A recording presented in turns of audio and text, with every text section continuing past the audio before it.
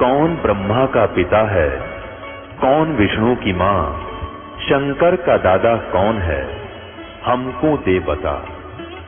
ये जानने के लिए कृपया सुनिए। जगत गुरु तत्वदर्शी संत रामपाल जी महाराज के अमृत वचन सर्व पवित्र धर्मों के पवित्र शास्त्रों के आधार पर।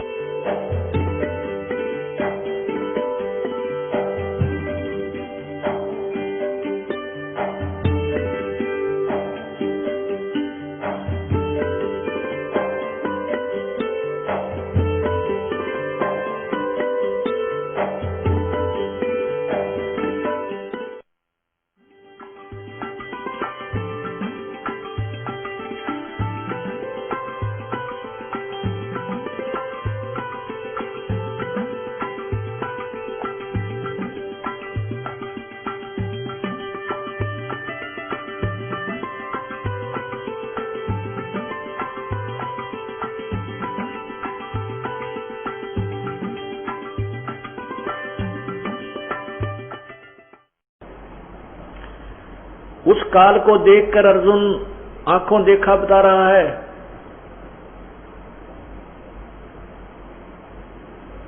कि ये सभी सिद्ध देवता लोग, ये सभी सिद्ध और समुदाय, सिद्धों के टोल समुदाय यानी झुंड के झुंड, और ये महर्षियों के झुंड के झुंड आप में समा रहे हैं, आप सभी को खा रहे हो और वो आप ही की स्तुति कर रहे हैं। वेदों के बढ़िया स्तोत्र जो ये गायत्री मंत्र बोलनी है, भूर्भुवः स्वः तत्सवितुर्, कहते ये तेरे गुणगान करें, ये ओम भूर्भुवः स्वः भी कर रहे, हरि भी इनको भी खा रहा तू।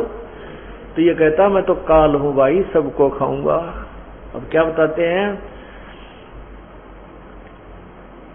और क्या बता रहे हैं देखिएगा। यही गीता जी के अध्याय नंबर 11 के अब 22वां श्लोक कर देखो। ये 11 अध्याय 11 और श्लोक ये 22 है, ये 22 है। अब ये तो आपने 21वां पढ़ा है कि वे ही देवताओं, ये 21वां पढ़ा आपने, वे ही देवताओं के समूह आप में प्रवेश करते हैं, कुछ भयभीत होकर काल से डर कर हाथ जोड़े आपके नाम और गुणों का उच्चारण करते हैं, तथा महर्षि और सिद्धों के समुदाय कल्याण हो ऐसा कहकर उत्तम उत्तम स्तोत्रों की स्तुति करते हैं। और ये देखो जो 11 रुद्र और 12 आदित्य तथा 8 वसु, साध्यगण, विश्वदेव, अश्विनी कुमार तथा मरुदगण और पितरों के समुदाय तथा गंधर्व, यक्ष, राक्षस और सिद्धों के समुदाय हैं, वे सब ही विस्मित होकर आपको देखते हैं, भयभीत होकर आश्चर्यचकित देख रहे हैं। वे महाभाव, हे महाभाव, आपके बहुत मुख और नेत्र वाले, बहुत हाथ, जांग और पैरों वाले, उदरों वाले, बहुत सी दाढ़ों के कारण अत्यंत विकराल महान रूप को देखकर सब लोग व्याकुल हो रहे हैं तथा मैं भी व्याकुल हूं। अब अर्जुन जैसा योद्धा भी डर गया उस ऋषि भूमि शकल को देख करके। अब देखिए 24वां श्लोक इसी का यहाँ, क्योंकि हे विष्णु, क्योंकि अर्जुन जो है इसको विष्णु कृष्ण मान रहा था। हे विष्णु, आकाश को स्पर्श करने वाला दीप्तिमान, आपके गुणों वर्णों से युक्त तथा फैलाए हुए मुख और प्रकाशमान विशाल नेत्रों से युक्त आपको देखकर भयभीत अंतःकरण वाला मैं डरा हुआ धीरज और शांति नहीं पाता हूं। होय होय होय। अपनात्मा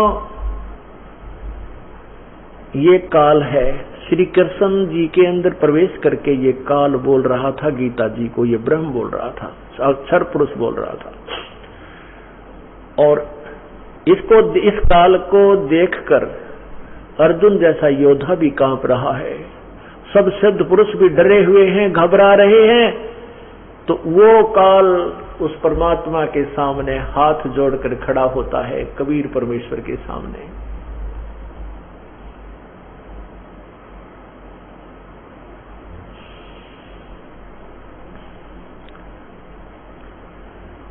मूर्ख मनवा काल की चिंता क्यों सताती है, सतगुरु अपना साथी है, सतगुरु हरदम साथी है। मूर्ख मनवा काल की चिंता क्यों सताती है, सतगुरु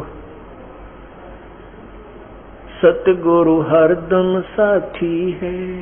अब उस परमात्मा ने कितने किस किस को जीवित किया, किन किन को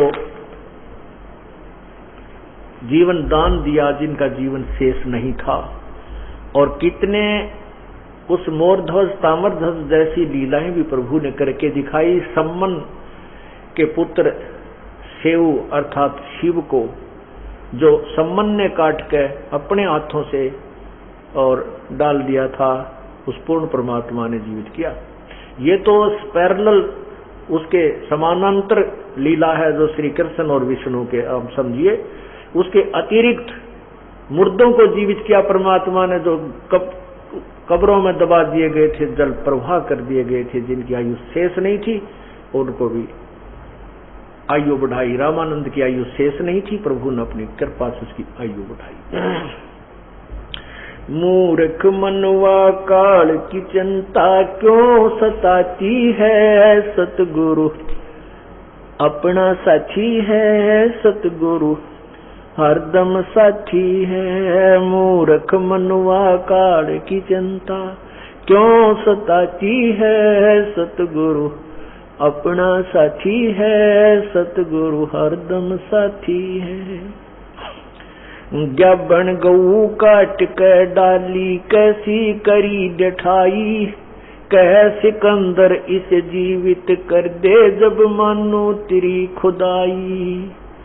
गबन गऊ काट के डाली कैसी करी डठाई, कह सिकंदर इसे जीवित कर दे तब मानो तेरी खुदाई।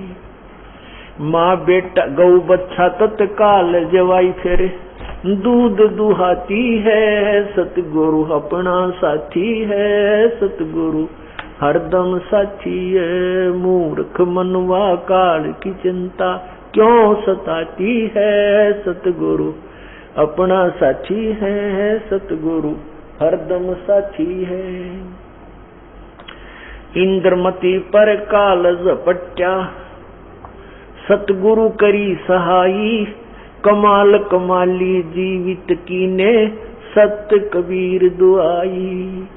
इंद्रमती पर काल झपट्या सतगुरु करी सहाई, कमाल कमाली जीवित कीने सत्य कबीर दुआई। सिकंदर की जलन बुझाई वो तो करामाती है, सतगुरु अपना साथी है, सतगुरु हरदम साथी है। मूर्ख मनवा काल की चिंता क्यों सताती है, सतगुरु अपना साथी है, सतगुरु हरदम साथी है।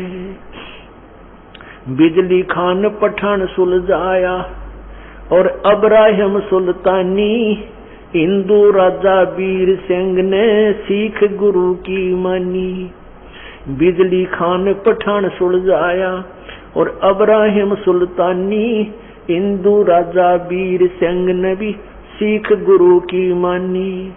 वेद कतिब कह एक कहानी, कोई जात न पाती है, सतगुरु अपना साथी है, सतगुरु हरदम साथी है। मूर्ख मनुआ काल की चिंता क्यों सताती है, सतगुरु अपना साथी है, सतगुरु हरदम साथी है। जो चाहे सो कर दे सतगुरु, भरम पड़ो मत कोई। सेऊ दड़ पर शीस चढ़ाया, पीछे करी रसोई। जो चाहे सो कर दे सतगुरु, भरम पड़ो मत कोई। सेऊ दड़ पर शीस चढ़ाया, पीछे करी रसोई। माँ बेटे की 84 खोई, या कथा बताती है, सतगुरु अपना साथी है, सतगुरु हरदम साथी है। मूर्ख मनुआ काल की चिंता क्यों सताती है सतगुरु अपना साथी है, सतगुरु हरदम साथी है। जगन्नाथ का मंदिर बचाया जल्दी न करी चढ़ाई, साहेब कबीर के तेज के आगे फीका पड़ गया भाई। जगन्नाथ का मंदिर बचाया समुद्र ने करी चढ़ाई, साहेब कबीर के तेज के आगे फीका पड़ गया भाई। विपर रूप धर देई दवाई, मेरी नहीं पार बसाती है सतगुरु अपना साथी है, सतगुरु हरदम साथी है। मूर्ख मनवा काल की चिंता क्यों सताती है, सतगुरु अपना साथी है, सतगुरु हरदम साथी है। राज दरबार में साहेब कबीर ने पग पर डाला पानी, जगन्नाथ के पंडे के पैर की पड़गी आग बुझानी। राज दरबार में साहेब कबीर ने अपने पैर पर डाला पानी, जगन्नाथ के पंडे के पैर की पड़गी आग बुझानी। दूत भेज के बूझी कहानी, जो की त्यों ही पाती है सतगुरु अपना साथी है, सतगुरु हरदम साथी है। मूर्ख मनवा काल की चिंता क्यों सताती है, सतगुरु अपना साथी है, सतगुरु हरदम साथी है। उबलते तेल के बर्तन में डाले बंदी छोड़ कबीर, शेख तकी कह मंत्र से तेल की इसने ठंडी करी तासीर। उबलते तेल के बर्तन में डाले वह बंदी छोड़ कबीर, शेख तकी कह मंत्र से इसने तेल की ठंडी करी तासीर। डाली उंगली ना सही पीड़, सिकंदर को मूर्छा आ जाती है, सतगुरु अपना साथी है, सतगुरु हरदम साथी है। मूर्ख मनवा काल की चिंता क्यों सताती है, सतगुरु अपना साथी है, सतगुरु हरदम साथी है। साहेब कबीर को काटन चाला वो शेख तकी जलील, आर पार तलवार निकल जा फिर भी समझा नहीं खलील। साहेब कबीर को काटन चाला वो शेख तकी जलील, आर पार तलवार निकल गई तो भी समझा नहीं खलील। भाग गया ना लाई ढील, साहेब को हंसी आ जाती है, सतगुरु अपना साथी है, सतगुरु हरदम साथी है। मूर्ख मनवा काल की चिंता क्यों सताती है, सतगुरु अपना साथी है, सतगुरु हरदम साथी है। शेख तकी ने जुल्म किए 52 करी बदमाशी, खुन्नी हाथी आगे डाले व बांध चूड़ अविनाशी। शेख तकी ने जुल्म गुजारे 52 करी बदमाशी, खुन्नी हाथी आगे डाले व बांध चूड़ अविनाशी। हाथी डर से भाग जासी, दुनिया गुण गाती है, सतगुरु अपना साथी है, सतगुरु हरदम साथी है। मूर्ख मनवा काल की चिंता क्यों सताती है, सतगुरु अपना साथी है, सतगुरु हरदम साथी है। झूठा प्रचार किया किसी मूर्ख ने, कबीर करे भंडारा, 2 रोटी का साधन नहीं था वह भेख जुड़ा अतिवारा। झूठा प्रचार किया किसी मूर्ख ने, कबीर करे भंडारा, 2 रोटी का साधन न थे भेख जुड़ा अतिवारा। बन आया के 100 बन जारा, यो होता ही माती है, सतगुरु अपना साथी है, सतगुरु हरदम साथी है। मूर्ख मनवा काल की चिंता क्यों सताती है, सतगुरु अपना साथी है, सतगुरु हरदम साथी है। जीवा दत्ता ने सूखे खूंट पर ले परीक्षा वारी, साहेब कबीर के शरणामृत से हरी हुई वो डारी। जीवा दत्ता ने सूखे खूंट पहले ही परीक्षा बारी। साहेब कबीर के शरणामृत से हरी हुई वो डारी। कबीर बट नाम से जाता पुकारी। दुनिया देखण जाती है सतगुरु अपना साथी है। सतगुरु हरदम साथी है। मूर्ख मनुआ काल की चिंता क्यों सताती है। सतगुरु अपना साथी है। सतगुरु हरदम साथी है। रविदास कबीर हाथी चढ़ चाले। संग ले ली गण का माई। गंगो दक्षिसी में भर के मदरा जो पीवे वाई। रविदास कबीर हाथी चढ़ चाले। संग ले ली गण का माई।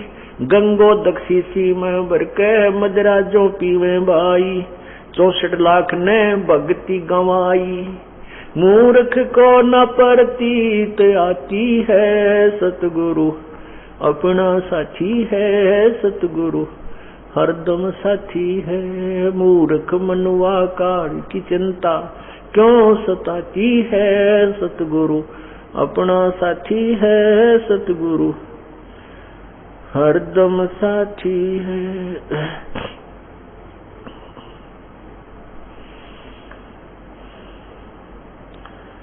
गुरु राम देवानंद जी ने दया करी। प्या राम नाम का प्याला। सतनाम का मंत्र दे के किया ज्ञान उजियाला। स्वामी राम देवानंद जी ने दया करी। प्या राम नाम का प्याला। सतनाम का मंत्र दे के किया ज्ञान उजियाला। चरना के मां रह राम पाला। अब भक्ति मन बाती है। सतगुरु अपना साथी है। सतगुरु हरदम साथी है। मूर्ख मनुआ काल की चिंता क्यों सताती है। सतगुरु अपना साथी है। सतगुरु हरदम साथी है। सत साही पुण्यात्माओं,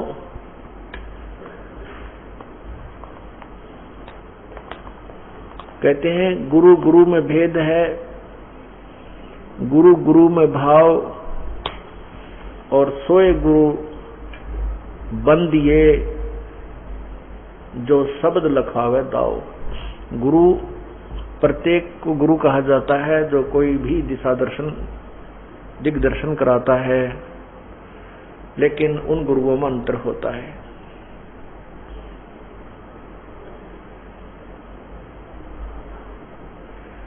गुरु सोहे सत ज्ञान सुनावे और ज्ञान कछुका और गुरु कोई काम न आवे।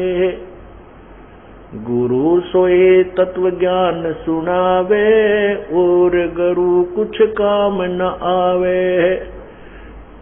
कि जिस प्रकार गुरु तो बहुत से होते हैं, उनको भी गुरु कहा जाता था, उनको महर्षि भी कहा जाता था, जिनको ना वेदों का ज्ञान, ना अपने सदग्रंथों का ज्ञान, ना कोई भक्ति विधि का ज्ञान था उनको। अभी आपने सुना ज्ञापन गऊ काट के डाली कैसी क्रीड ठाई और कैसे सिकंदर इसे जीवित कर दो जब जान मानो तेरी खुदाई। परमात्मा कबीर परमेश्वर तत्व ज्ञान समझाया करते थे। हिंदू और मुसलमानों के उन नकली दर्शकों को गुरुओं को कहा करते थे कि तुम शास्त्र विधि को त्याग कर मनमानी पूजाएं समाज को दे रहे हो, जिस कारण से तुम समाज का अपकार कर रहे हो, उपकार नहीं कर रहे हो। इन बातों से वह क्षुब्ध होकर के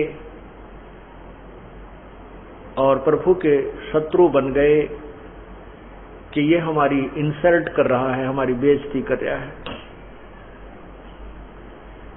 इसी के परिणाम स्वरूप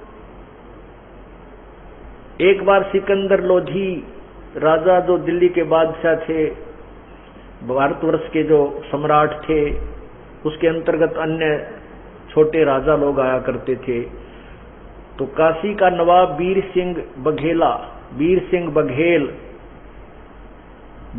वो काशी के नरेश थे, जो दिल्ली के बादशाह के अंतर्गत आते थे। उनके शासन के वो उनके जो है अंतर्गत थे, छोटे राजा थे। सिकंदर लोधी वहां चले गए थे। साथ में एक शेख तकी नाम का उनका धार्मिक गुरु था, जो कि भारतवर्ष के जितने भी मुसलमान भाई थे उन सब का वो मुखिया था, वो मुख्य पीर था और वही राजा के साथ रहा करता था। राजा उसके संकेत से ही सर्व कार्य किया करता था, क्योंकि धार्मिक लोग होते थे सभी और वो गुरुओं के ऊपर पूर्ण विश्वास करते थे, अंधविश्वास करते थे। और जो भी शेख तकी अपनी जनता को, अपने अनुयायियों को कह देता था वो फाइनल होती थी। राजा भी, इसलिए राजा भी विवश था उस पीर के को साथ रखकर उसकी हर आज्ञा का पालन करने में। परमात्मा कबीर जी के जो शत्रु हुए थे, वो अज्ञानी गुरु, पीर, काजी, मुल्ला, उन्होंने सिकंदर लोधी के सामने उल्टी सुल्टी झूठी कथाएं सुनाकर परमात्मा कबीर जी की जो है शिकायत की, कंप्लेंट कर दी। क्या क्या बताया कि वो मुसलमान धर्म को गलत बताता है, हमारी कुरान को गलत बताता है, हमारे हजरत मोहम्मद को नबी नहीं मानता है और वो अपने आप को खुदा कहता है, भगवान कहता है, हमारी बेइज्जती करता है, नाक में दम कर रखा है। वो बदमाश व्यक्ति है, पता नहीं क्या क्या झूठ बोल दी। अब सिकंदर लोधी भगवान से डरने वाला था। उसने सोचा भी ऐसी कोई बात चर्चा चली है, इनके काबू में नहीं आ रहा, ना तो ये गढ़ने दो। उसने देखो बुद्धिमान लोग होते हैं राजा, और भगवान से डरने वाले भी होते थे। उस सिकंदर लोधी ने विचार किया कि यदि ये छोटा मोटा व्यक्ति होता तो ये इतने जो पीर और काजी ने इसकी साथ वैसे सामत अड़ा देते, कोई न कोई बात अवश्य है। सिकंदर लोधी को भी थोड़ा डर है, भगवान से डरने वाला था। उसने सोचा कि पहले परीक्षा लेता हूं, यदि वह परीक्षा में सफल हो गया तो फिर मैं पाप का भागी नहीं बनूंगा। इस दृष्टिकोण से सिकंदर लोधी ने कहा कि जाओ उसको बुलाकर लाओ, पकड़ के लाओ। 10 सिपाही भेजे शेख तकी ने कि जाओ उस एक बालक, एक व्यक्ति को पकड़ने के लिए 10 सिपाही गए और साथ में उनके माता पिता को भी पकड़ लाए। अब सिकंदर लोधी ने कहा कि तू अपने आप को अल्लाह कहता है, खुदा कहता है, अपने आप को नबी मानता है, अवतार मानता है, तो हमारे हजरत मोहम्मद नबी ने एक गाय को मारकर जीवित किया था। हजरत मोहम्मद जी ने एक गाय को शब्द यानी वचन से मारा था और वचन से ही जीवित कर दिया था। इतनी उनमें शक्ति थी। गरीबदास साहब जी ने लिखा है कि मारी गौ शब्द के तीरम, ऐसे होते मोहम्मद पीरम, और शब्द फेर जवाई, गोश्त नहीं खाया, हंसा राख्या गोश्त नहीं खाया भाई। ऐसे पीर मोहम्मद भाई कि तुम नकल तो करते हो हजरत मोहम्मद जी की। गरीबदास साहेब ने कबीर परमेश्वर की महिमा से परिचित होने के बाद बताया, उनके ज्ञान को सुनकर, कि मारी गौ शब्द के तीरम, सब वचन रूपी तीर से, वचन से गाय को मारा था हजरत मोहम्मद जी ने, और शब्द फेर जवाई, वह शब्द से जीवित की थी। और उस महापुरुष ने उसका मांस नहीं खाया, वो गाय को जीवित कर दिया था, उसका जीवन रक्षा की थी। और तुम गाय को मारते हो और खाते हो, उसको कलमा पढ़कर पवित्र मानकर मांस खाते हो। ये तुम्हारी अपनी दंत कथा है। तो इस दृष्टिकोण से सिकंदर लोधी ने कहा कि हमारे हजरत मोहम्मद नबी थे, उन्होंने गाय को जीवित कर दिया था मार के शब्द से, तो आप जीवित करके दिखाओ तब मैं तेरी प्रभुता को मानूंगा। ज्ञापन को वो गाय जो थी गर्भवती थी और 8वां 7वां महीना लगा हुआ था, उसको अभी ब्याने में थोड़ा सा समय था, वह गाय काट दी पेट के बल से, बीच में तलवार मार कर 4 टुकड़े हो गए, माँ बेटियां के, बच्चा था गर्भ में। तब परमात्मा ने कहा कि कबीर परमेश्वर ने कहा कि परमात्मा की पहचान करने के लिए केवल इतनी ही परीक्षा काफी नहीं है जो तुम सोच रहे हो कि गाय को जीवित कर देने मात्र से प्रभु मान लिया जाता है। तो फिर उन परमात्मा ने वो दोनों माँ व बेटियां गए, एक एक थपकी दी, नौकर का चुटकी देकर 1 मिनट में वो जीवित कर दिए और गाय के नीचे वो बच्चे को लगा करके और दूध की बाल्टी भर दी। तब कहा था गौ अपनी अम्मा है, इस पर छुरी मत बहा, कह कबीर इसके घी दूध को ये सब ही आत्म खा। जिस ममड़ी का, जिस माता का दूध पीवत हो और मक्खन दूध मक्खन घृत बहु खाई और उसको फिर तुम कत्ल कर तो लेकर कर्द कसाई। जिस गऊ को तुम माँ कहते हो, जिसका तुमने दूध पी लिया वो माँ हुई, और उस माँ का फिर तुम कत्ल करते हो, मांस खाते हो, लेकर कर्द कसाई। जिस ममड़ी का दूध पीवत हो, जिस मम्मी का, माँ का तुम दूध पीवत हो और दही घरत बहु खाई और उसको फिर तुम कत्ल करो लेकर कर्द कसाई। अब उस टाइम कौन बोल रहा है? सबकी घीगी बंदरी, क्योंकि सामने गाय बच्चा जीवित करके मालिक ने दूध की बाल्टी ठोक रखी और सिकंदर लोधी भी कांपने लग गया। फिर परमात्मा खड़े हुए, हम ये लखला हैं कुतुब गोस और पीर, गरीबदास खालिक दनी हमारा नाम कबीर। मैं वो अल्लाह अकबर हूँ, मैं वो कबीर अल्लाह हूँ जिसको तुम अल्लाह बड़ा कहते हो, मैं वही अल्लाह बड़ा हूँ, मैं वही अल्लाह कबीर हूँ, मैं वही भगवान हूँ, पूर्ण परमात्मा हूँ। फिर उस समय तो सारे सिकंदर लोधी मान गया, चर्चा करण की और गोष्ठी, और उसमें ना नुकर करण का कोई समय नहीं था उसके पास। और परमात्मा इतना सुंदर तेजों में और लंबा शरीर आकाश से मिला हुआ दिखाई दिया। तब सिकंदर लोधी ने चरणों में प्रणाम किया और परमात्मा को पालकी में बैठाकर, साथ में उनके माता पिता को अलग अलग पालकियों में बैठा करके और उनके आदर सत्कार के साथ बैंड बाजे बजा के उनकी झोंपड़ी तक छोड़ कर आए। बोलो सतगुरुदेव की जय। अब उसके पश्चात क्या होता है? अब कहते हैं ना, पावेगा अपना किया रे, भोगेगा अपना किया रे। जैसे कर्म करेगा वो फल तो तुझे मिलेगा ही मिलेगा। कब तक मिलेगा? जब तक आप पूर्ण परमात्मा कबीर परमेश्वर की शरण में नहीं आते। जैसा भी आपने सुना था कि मासा घटे ना तिल बधे, विदना लिखे जो लेख, और सच्चा सतगुरु मेट कर ऊपर मारा मेघ। तो सिकंदर लोधी प्रभावित बहुत हुआ, लेकिन ये नकली गुरु, नकली पीर, ये डुप्लीकेट महर्षि, ये हमेशा इस जनता के शत्रु रहे हैं और ये भोली जनता इन पर बहुत विश्वास किया करती रही है कि ये जो कह रहे हैं सही है।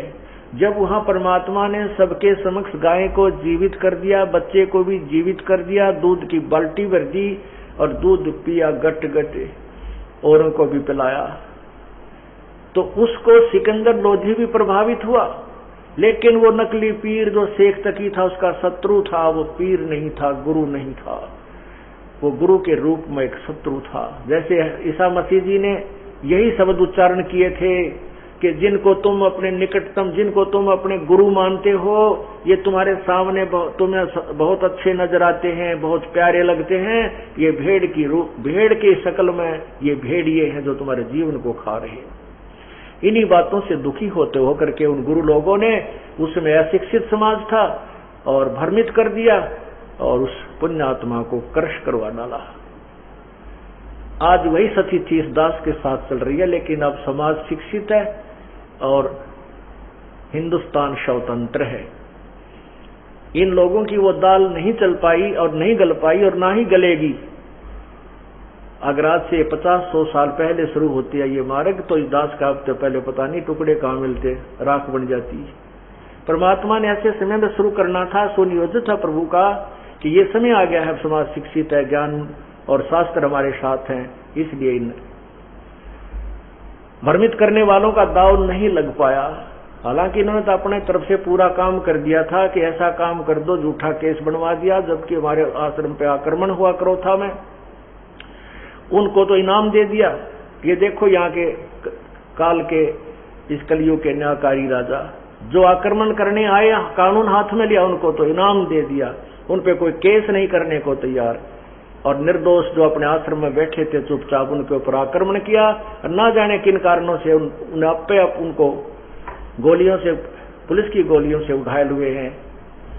और अब स्पष्ट हो गया है उस CPCFSL रिपोर्ट से, मधुबन की लैब ने स्पष्ट कर दिया कि आश्रम की गोलियों से वो व्यक्ति नहीं मरा, और उसके मरने की दूरी, गोली चलने की उनकी दूरी 20 फुट की है ज्यादा से ज्यादा, जबकि आश्रम से जहां वो पुलिस ने जो केस बनाया है उसमें जहां लड़के की मृत्यु स्थिति दिखा रखी है, उस आश्रम से 140 फुट की दूरी पर है। और भी बहुत से कारण हैं। इस दास के बंदूक लगा रखी थी जो हमारा सेवक वहां पर था भी नहीं, मधुबन अपनी कोई ट्रेनिंग पे गया हुआ था, वो बंदूक प्रयोग ही नहीं की किसी ने, वो चली ही नहीं थी, वो मेरा लगा दी झूठी कि बंदूक लिए बांधे खड़ा था बंदूक। ऐसे नकली ड्रामे बनाए इन लोगों ने। रिपोर्ट में आया कि वो बंदूक से गोली कभी चली नहीं। हम टेक्निकल रूप से बता नहीं सकते कब चली, अर्थात इस कांड के दौरान यह बंदूक चली ही नहीं है। परमात्मा ने चारों तरफ से उनको फिट्टे मुंह कर दिया। कहते सांच को आंच नहीं होती। तो उस समय उन गुरुओं की बहुत चला करती थी, भोली भाली जनता थी। उन पाप आत्माओं को ये अच्छे मनुष्य, अच्छे व्यक्ति मानते थे। राजा लोग भी उनको अच्छे मानते थे। अब हमारे को झूठा केस बनाकर इन्होंने जेल में भी डाल दिया, सारे काम कर दिए। लेकिन अब हमारा ज्यों का त्यों, वो जितने भी बच्चे थे वो ऐसे तोते की तरह पढ़ा रखे थे, तत्व ज्ञान से परिचित थे। आज और बढ़कर आ रहे हैं, हजारों की संख्या में और नाम ले लिया और ज्यादा जुड़ गए। इसलिए अब ये मार खाने वाला समय नहीं है, पहले ऐसा हुआ करता था, हो जाता था। अब उन लोगों ने क्या कहा, उस शेख तकी ने सिकंदर लोधी से कहा कि ये जादूगर है, जादूगर, इसने ये जंतर मंतर जानता है और गाय को जीवित कर दिया। ये कोई अल्लाह, ये कोई नबी नहीं माना जा सकता। अब देखो, अब राजा भी भोले बाड़े होया करते, मान गए भाई ठीक है, 20-30 और गवाह बना लिए उसने। अगे तो जी ऐसे जंतर मंतर ऐसे होते रहते हैं, ये तो ऐसा था वैसे कर दिया, ये कुछ नहीं है, पाखंडी है, डोंगी है, ये तो जादूगर भी दिखा देते हैं, ऐसे अपना शरीर को काट कर भिन्न भिन्न करके फिर जोड़ देते हैं। अब राजा ने सोचा भाई ऐसा भी होगा, चलो ठीक है जो भी है। कुछ दिनों के बाद, कुछ वर्षों के उपरांत सिकंदर लोधी के किए हुए कर्म, प्रारब्ध का जो कर्म था, जो पाप कर्म था, उदय हो गया। उस पाप कर्म के उदय होने से सिकंदर लोधी को एक जलन का रोग हो गया। वो जलन का रोग कैसा होता है कि जैसे किसी का अग्नि पर हाथ पैर रखा जाए और उसमें जितनी भयंकर पीड़ा होती है, ऐसा पूरे शरीर में दर्द पीड़ा होती है, लेकिन कहीं से जला हुआ नजर नहीं आता, पीड़ा उतनी ही होती रहती है। सिकंदर लोधी को बहुत भयंकर पीड़ा होने लगी, जलन का रोग कहा गया। अब उसके ट्रीटमेंट के लिए वैद्य बुलाए, एक से एक उत्तम वैद्य, जहां भी राजा को किसी ने बताया उसी को बुलाया, मुंह मांगा इनाम दिया, साथ में पैसे भी उसको जो मांगता था वो दिए, लेकिन सभी असफल रहे। फिर आध्यात्मिक तरीका अपनाया, अपने पीर शेख तकी से भी जंतर मंतर करवाए, और भी किसी ने कहीं कोई सिद्ध, कोई तावीज बांधने वाला, कोई ये तांत्रिक विद्या जानने वाला, सभी बुला डाले, सबसे अपना आध्यात्मिक उपचार भी करवाया, लेकिन सभी व्यर्थ रहे। अंत में ये ज्योतिषी और ये जो बड़े बड़े सिद्ध लोग थे उनके पास उनको बुलाया गया। उन्होंने बताया कि राजा, ये आपके प्रारब्ध में लिखा हुआ है, आपके प्रारब्ध में लिखा हुआ कष्ट है, इसको किसी भी उपचार से, किसी भी आध्यात्मिक क्रिया से, किसी भी दाम जाप से नहीं समाप्त किया जा सकता। ये 3 ताप के अंतर्गत आता है। उस समय सिकंदर लोधी की स्थिति हो गई थी कि अब तो ये मृत्यु के साथ ही तेरी पीड़ा समाप्त होगी, ये मान चुका था। एक दिन परमात्मा की प्रेरणा हुई, किसी व्यक्ति ने जाकर के एक राज दरबारी को बताया, एक अधिकारी को ये बात बताई कि ऐसे ऐसे बनारस के अंदर एक बहुत बड़े महात्मा है, उनका कबीर नाम है, और वो ऐसे महान आत्मा हैं कि वो जो चाहे सो कर सकते हैं। उनकी कृपा हो जाए तो इस आपके राजा की पीड़ा को वो पल में समाप्त कर सकते हैं। अब उस अधिकारी ने राजा के सामने कहा, राजा ने कहा भी जो भी है, जैसा भी है, अब ये ट्रीटमेंट करवाना है। तो उनका ये फैसला, उस समय राजा का कुछ बनारस में जाने का, काशी जाने का भी प्रोग्राम बना हुआ था। तो राजा ने कहा कि बहुत अच्छा हो गया है, हम उधर जा ही रहे हैं और वहां भी उस संत से भी हम ये अपना ट्रीटमेंट करवा लेंगे, जो भी जैसा आध्यात्मिक है, जैसा भी कोई वैद्य है। तो राजा वहां से चल दिया। वीर सिंह बघेल, वहां के जो नरेश थे, काशी नरेश को संदेशा भिजवा दिया गया कि राजा आ रहे हैं, सम्राट आ रहे हैं दिल्ली के। जैसे आजकल मंत्रीगण, मुख्यमंत्री जी आते हैं किसी शहर में, तो वहां का रेस्ट हाउस बुक करा दिया जाता है। रेस्ट हाउस, राज दरबार, राजभवन बोलते हैं इसको।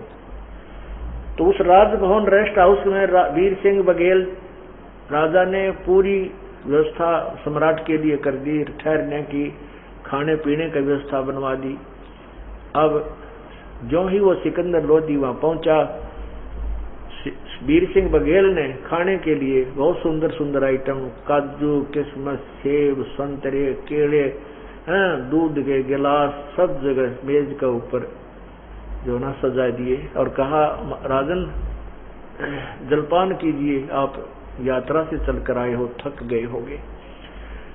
तब सिकंदर लोधी ने कहा कि वीर सिंह, मैं धन्यवाद करता हूं आपकी मेहमानी का, आपकी मेजबानी का, आपके आदर सत्कार का मैं धन्यवाद करता हूं, लेकिन मैं खा कुछ नहीं सकता, मुझसे कुछ नहीं खाया जा सकता, मैं तो अंतिम श्वास गिन रहा हूं। देखो मेरा शरीर कितना पतला दुबला बढ़ गया है। तब उसने पूछा, क्या बात है राजन? बादशाह ने बताया कि मेरे एक बहुत भयंकर पीड़ा है और इसका कहीं पर भी कोई ट्रीटमेंट नहीं हो पा रहा, ना कोई आध्यात्मिक, ना कोई वैदिक तरीके से कोई भी नहीं कर पा रहे हैं, आयुर्वेद से भी नहीं हो रहा है, किसी प्रकार से नहीं। तो सिकंदर लोधी ने कहा कि वीर सिंह, आप जानते होंगे यहाँ कोई कबीर नाम का संत रहता है। अब राजा की इतनी बुद्धि कमजोर होती है, उसको तो जब वो मिले थे उनको, उस समय वो बात भी याद ना रही, कोई गाय जीवित करी, सिर कौन था, इतना समय नहीं, वो घबरा गया, उनको फटाफट वहां से भेज दिया आदर सत्कार के साथ कि तो सिद्ध पुरुष है, कहीं तुझे गड़बड़ ना कर दे, शराब स्वरूप ना दे दे। और बाद में वो शेख तकीन माटी ऊपर का सुहागा मार दिया उसके ऊपर और पट्टी पहुंच दी। अब वो तो जंतर मंत्र करने वाला जादूगर था, फिर जादूगर ने याद कौन रखे।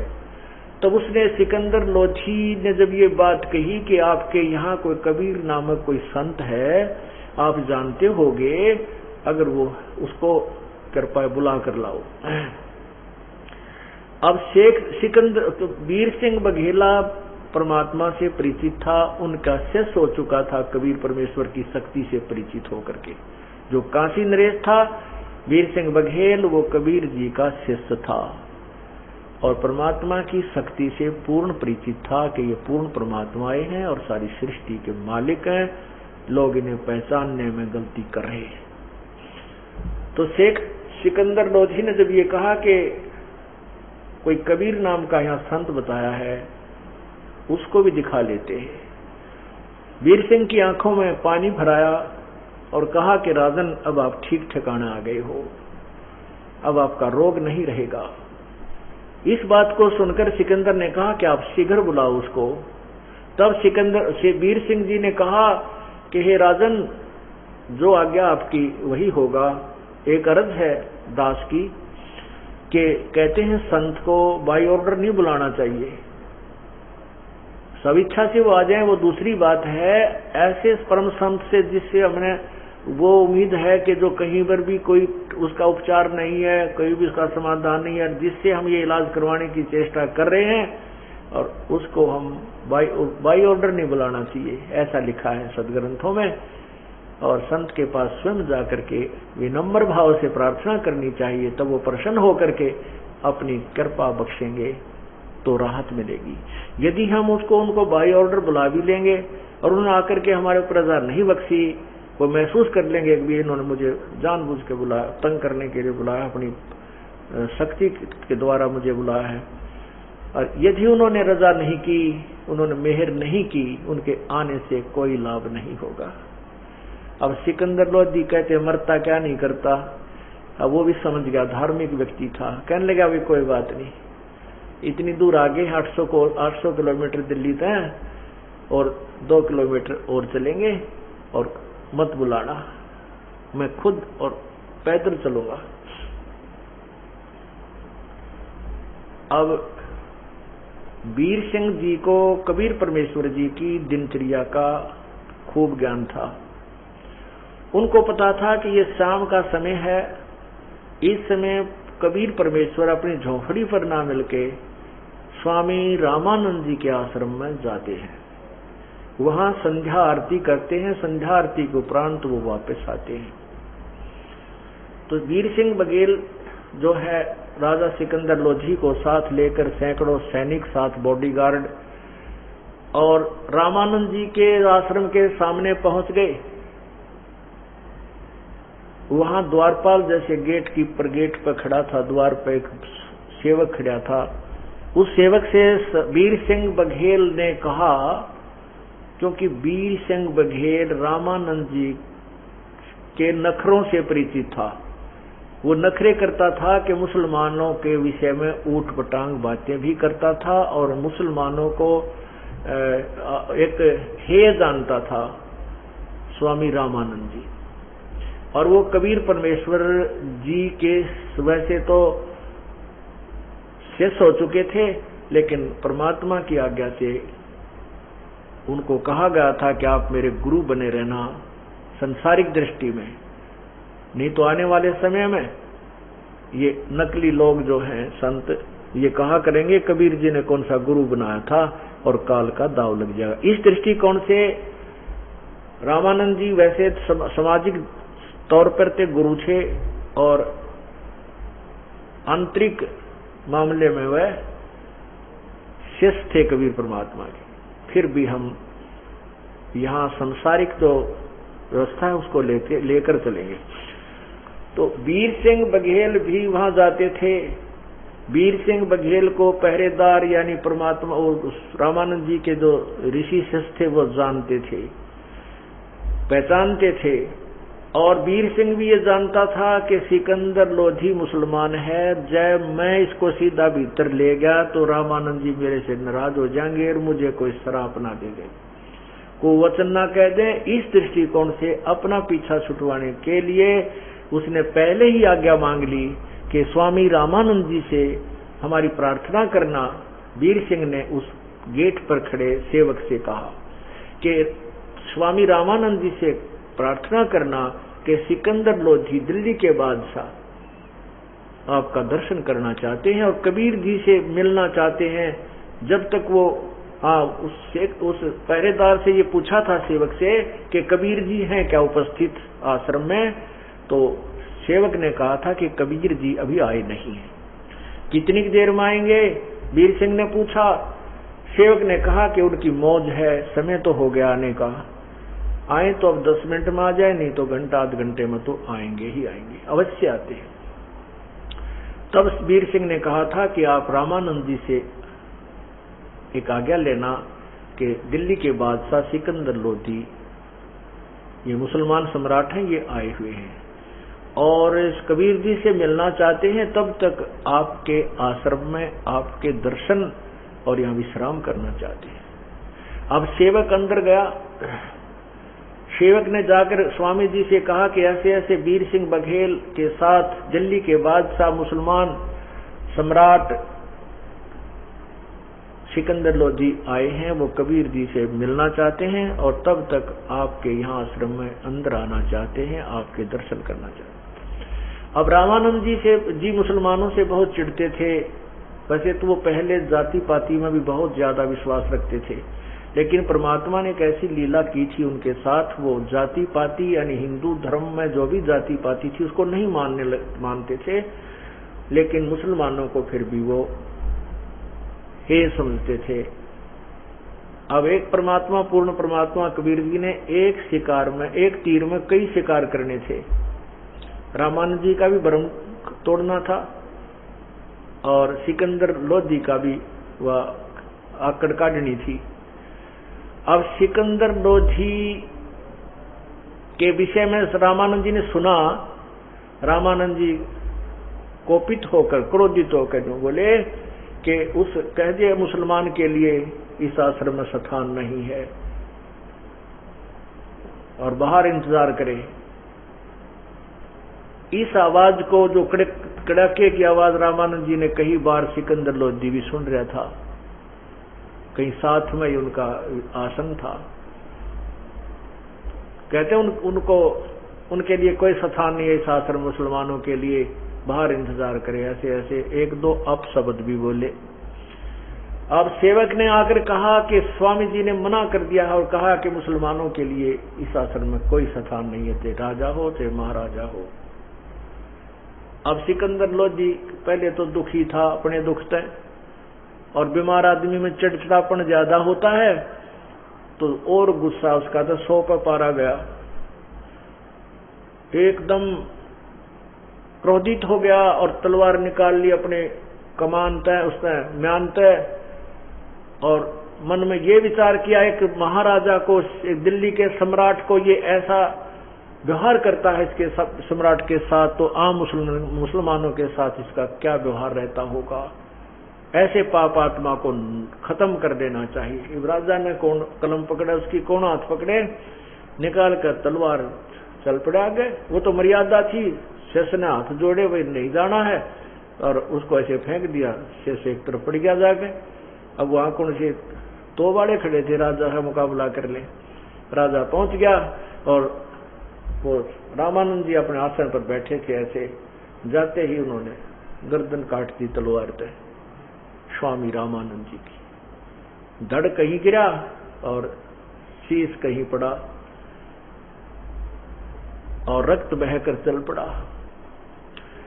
उसके ऊपर कपड़ा डाल दिया गया, शव पर अलग और गर्दन पर अलग, और सभी के सभी सेवक थे वो बेचारे तितर बितर हो गए, छुप गए, डर गए, इधर उधर कांप रहे हैं, अब कहीं हमारा भी नंबर ना आ जाए। अब सिकंदर लोधी ने जब ये पाप कर लिया, फिर आंख खुल गई। अब वो धार्मिकता जो उसके अंदर थी वह वहां उभरी और मन में विचार उठने लगे कि संत के मारने का बहुत पाप होता है। आया था पाप नष्ट करवाने के लिए, पाप और भयंकर कमाल करा जो ना इकट्ठा कर लिया। अब अपने आप बड़बड़ाता हुआ कहने लगा, चल वीर सिंह, मैं बहुत दुर्भागी प्राणी हूं, आया था आशीर्वाद लेने के लिए, कष्ट निवारण करवाने के लिए। अब मैंने कबीर जी के गुरुजी का मर्डर कर दिया, अब वो मुझे साप देगा, आशीर्वाद नहीं देगा। भाई निकल चल यहाँ से, मेरे भाग्य में नहीं है यहाँ कोई सुख प्राप्त करना, मुझे तो ऐसे भुगत कर ही मरना होगा। देख वीरसिंह, मैं चाहता हूं पुण्य करने, मेरे से होते हैं पाप, ऐसे ऐसे दुर्भाग्य है मुझ पापी का। अब विचार तो अच्छे आने लगे, लेकिन वो काम तो बिगाड़ लिया उसने। अब क्या होता, जो ही वो आश्रम से बाहर निकले, वो परम पिता परमात्मा, वो जुलाहा दिन में अपना काम कर, शाम ने फिर आरती में हाजिरी लगाने जाता था अपने गुरुदेव की, वो आ रहे हैं। अब वीर सिंह जी ने दूर से ही देखते ही कि वो आ गए हैं गुरुदेव। अब राजा की पोशाक में था, सिर पे मुकुट था और जूते उतार रखे थे क्योंकि आश्रम में प्रवेश किया था। उस मुकुट समेत आओ देखा ना ताव देखा, जमीन के ऊपर लेटकर वीरदेव सिंह बघेल ने प्रणाम किया, दंडवत प्रणाम किया कबीर परमेश्वर को। अब उधर से राजा भी बहुत डरा हुआ था, बहुत घबराया हुआ था कि मैंने ऐसा पाप कर दिया, और ये बड़े सिद्ध पुरुष बताए जाते हैं कबीर जी, और यदि मैं प्रणाम नहीं करूंगा तो मैं और पहले अपराध कर बैठा हूं, प्रणाम करने से ही तेरे पे रहम करेंगे। तो दंडवत प्रणाम सास उस सम्राट ने भी किया। अब पुण्यात्माओं, यही वो कहानी है, परमात्मा कैसे खेल खेलते हैं। पुण्यात्मा कहते हैं आदि के पासे है वो पूर्ण ब्रह्म दयाले, मान बढ़ाई मारियो हो बेअदबी सिर काल। यदि ये सारी लीला ना होती, अगर यदि सिकंदर लोधी ने रामानंद जी की हत्या ना की होती, तो वो प्रणाम नहीं करता, दंडवत प्रणाम नहीं करता परमात्मा को, क्योंकि वो राजा था, न उसने उपदेश ले रखा था। और फिर मुसलमान और हिंदू को हम बहुत ही अंतर मानते थे। ये भी था कि मुसलमान हिंदू पीर के सामने प्रणाम कर, इस तरह की कई अड़चने हो जाती, और वो होती तो परमात्मा उनको शुभ आशीर्वाद नहीं देते। सिकंदर लोधी सिकंदर लोधी का वो 3 ताप नष्ट नहीं होता। एक तीर से कै शिकार किए परमात्मा ने, कितने शिकार किए। अब सिकंदर लोधी घबरा गया, डर गया, उसने दंडवत प्रणाम किया। अब दंडवत प्रणाम करने से परमात्मा ने जो रजा बख्शनी थी वो नियम पूरे हो गए सारे, और आशीर्वाद दिया, दोनों के सिर पे हाथ रखा, कहा उठो। ये दो नरेश इस कैसे आज दास के पास आना हुआ, दो नरेश राजाओं का। अब जो ही परमात्मा कबीर जी ने सिकंदर लोधी के सिर पर हाथ रखा, उठाया भी नहीं था, इतने में वो पूर्ण रूप से स्वस्थ हो गया। जो उसको भयंकर पीड़ा थी वो नहीं रही। बोलो सतगुरुदेव की। बंदी छोड़ कबीर परमेश्वर जी की जय। अब शेख तक सिकंदर लोधी वही घुटनों के बल बैठकर ऐसे करबद्ध होकर कहने लगा, है परमात्मा। परमेश्वर ने कहा कि कैसे आना हुआ, कि जिस कार्य के लिए हम आए थे वो तो आपने सिद्ध कर दिया प्रभु। मैं एक भयंकर पीड़ा से पीड़ित था, जो कहीं भी किसका उपचार नहीं हो पा रहा था, कोई समाधान नहीं हो रहा था। हे प्रभु, आपके हे अल्लाह, आपके हाथ छूने मात्र से मैं स्वस्थ हो गया हूँ। आंखों में आंसू ऐसे बहने लगे जो खुशी में बहा करते हैं, और फिर चरण पकड़ लिए, छोड़े नहीं, चरणों में शीश रखकर रोने लगा बुरी तरह फूट फूट कर। तब कबीर जी ने, परमेश्वर ने कहा, क्या बात है बादशाह, बात बताओ।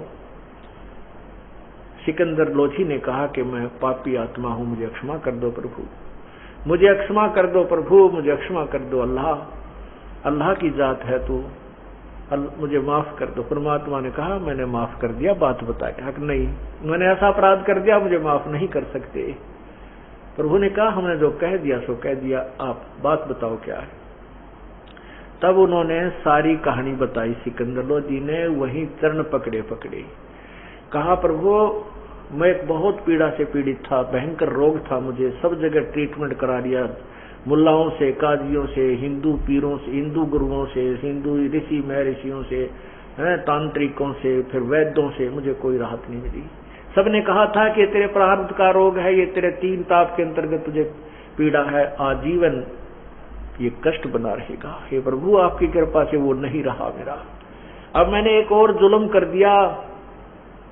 मैं अब इस रोग से पीड़ित था, मेरा चिड़चिड़ा स्वभाव हो गया था, और ऐसे ऐसे हमने स्वामी रामानंद जी से आश्रम में प्रवेश करने की आज्ञा मांगी थी। उन्होंने मुझे अपशब्द कह दिए कि मैं मुसलमानों को देख दर्शन भी नहीं करना चाहता, ये मलेच्छ होते हैं, इनको आश्रम आने की अनुमति नहीं दी जा सकती, ये नहीं आएंगे। तो मुझे गुस्सा आ गया और उस क्रोधवश मैंने आपके पूज्य गुरुदेव की हत्या कर दी। हे प्रभु, मैं इतना पापी हूं, पुण्य की तरफ चलता हूं तो मुझे पाप ही मिलते हैं। अब जैसे आप उचित समझो, चाहे इस दास को श्राप दो और चाहे बख्श दो। सब परमात्मा ने कहा, भाई हम तो आम के पेड़ हैं, आम के पेड़ का कांटे नहीं होते, आम मिलेंगे क्या छाया मिलेगी, और फिर सूखे पास लकड़ी मिलेगी।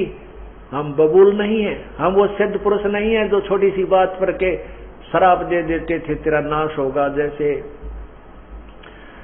72 करी चुनकर सीसर एक, दे धारे जोरा फिर ये सभी काल के भेख। चुनक ऋषि जी ने 72 सेना वानधाता चक्रवर्ती राजा की अपनी सिद्धि शक्ति से नष्ट कर दी, समाप्त कर दी थी।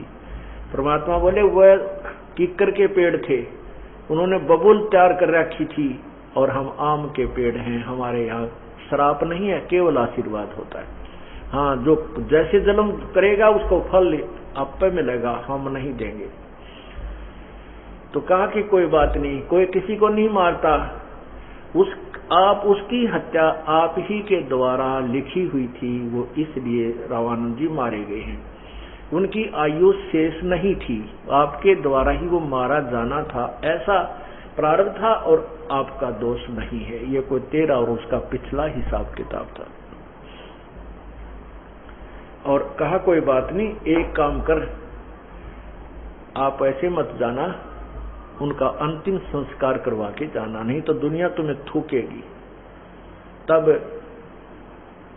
सिकंदर लोधी खड़ा हुआ, कबीर जी आगे आगे चल पड़े, परमेश्वर दोनों नरेश पीछे पीछे चलते हैं, और सिकंदर लोधी वीर सिंह की तरफ देखकर कहता है, बोला कि वीर सिंह, ये तो सचमुच अल्लाह है।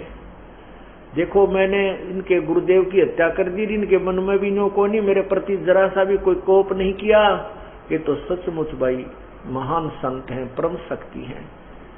अब वीर सिंह कहता है, राजा ये तो एक ट्रेलर दिखाया आपको। कहने लगा, मैं सुखी कर दिया। अरे मेरी ऐसी भयंकर बीमारी थी, कहीं आराम नहीं हो रहा था, और इनकी कृपा से हाथ लाते मैं स्वस्थ हो गया, भाई गदगद हो गया। ओहो, मैं तो बहुत दुखी था। तब वीर सिंह कहता है, ये तो ट्रेलर है अभी इस परमात्मा की शक्ति का, अभी फिल्म देखना आगे आगे चल क्या होती है। जोड़ इस माँ भगवान से आपको क्या क्या देखने और सुनने को मिलेगा। अब वीर सिंह और वो दोनों राजा ऐसे बोलते हुए जा रहे थे, और वहां से जब कबीर जी अंदर प्रवेश करते हैं रामानंद जी के आश्रम में, वहां के शिष्य भाग्य आए, कहने लगे, कबीर जी, सिकंदर लोधी ने अपने गुरु जी को मार दिया, मुसलमान ने मार दिया। अब परमात्मा को पता था ये आग लगाओगे, हिंदू और मुसलमान का भी एक और कुकर्म करवाओगे, लड़ाई करवाएंगे। तो परमात्मा ने कहा, कौन किसने मारा भाई, अपने गुरुदेव का संस्कार ऐसा ही था, और ये तो इनके द्वारा ही मारा जाना था। और फिर कहने लगे, अरे भोले आदमियों, तुम क्या ज्ञान सुनते हो, संत कभी मरता है क्या? ये शरीर तो माटी में मिल जाता है, संत थोड़ा ही मरता है। तो ऐसे ऐसे ज्ञान दे करके सभी मायूस बहुत घने हो रहे थे। फिर क्या सब जब देखा परमात्मा ने, धड़ एक तरफ पड़ा है, शीश कहीं पड़ा है, जब जाकर के दंडवत प्रणाम किया कबीर परमेश्वर ने स्वामी रामानंद जी के चरणों की तरफ, और खड़ा होकर के हाथ लगाया, कहा, गुरुदेव जागियो गुरुदेव, संध्या आरती का समय हो गया है। अब ऐसा ही कहा था, उसी समय वो शीश वहां से चला, रामानंद जी की धड़ के ऊपर लगा, रामानंद जी जीवित हो गए, बैठ गए। बोलो सतगुरुदेव की जय। अब रामानंद जी ने सामने वही सिकंदर लोधी मुसलमान खड़ा दिखाई दिया, लाल आंख फेर कर ली, ऐसे ही गर्म फेर होता नजर आया। फिर देखा सामने के रक्त की और दूध की दो धाराएं उनके शरीर से निकल रही थी, एक लहू की और एक धारा दूध की चल रही थी, जहां उनका वो कत्ल हुआ था। तब सिकंदर लोधी से नजर हटाकर के कबीर जी के ऊपर दृष्टि रामानंद जी की गई। रामानंद जी को पता चल गया कि तेरा कत्ल कर दिया गया था और तू कबीर जी ने जीवित किया है। तब कबीर परमेश्वर से पूछा कि हे भगवान, एक कृपा करो मुझे बताने की मेरे शरीर से दूध और आधे से खून क्यों निकला, ये रक्त क्यों निकला? सारा दूध ही होना चाहिए था या सारा खून ही होना चाहिए था?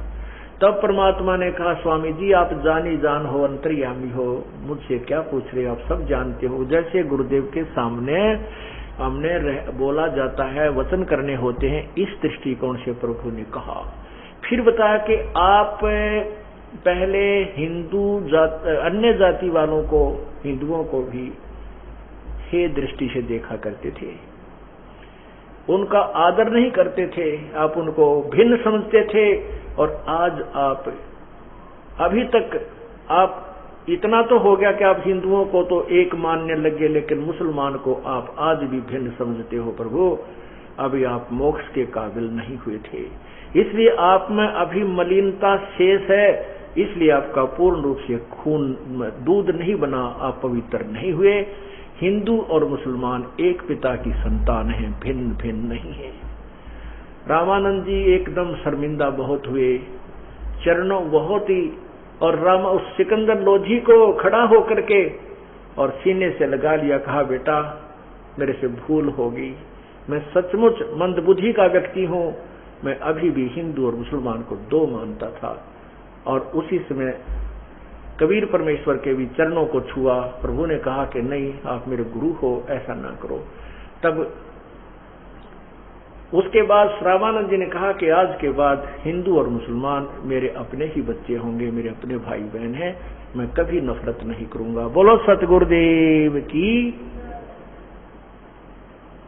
इस प्रकार उस परम पिता ने एक ही तीर से कई शिकार किए। तब सिकंदर लोधी ने कहा, विचार सोचा अपने मन में कि क्यों ना ऐसे महापुरुष को मैं दिल्ली ले चलूं और वहां के लोग इनके विचारों को, इनकी शक्ति को सुनकर ये आपस का झगड़ा मिट जाएगा, हिंदू और मुसलमान का ये खाई खत्म हो जाएगी, ये दीवार ढह जाएगी ऐसे महापुरुष के ऐसे विचार सुनकर। इस दृष्टिकोण से परमात्मा से प्रार्थना दिल्ली चलने के लिए की। बोलो सतगुरुदेव की जय। शेष सत्संग शाम को सुनाए।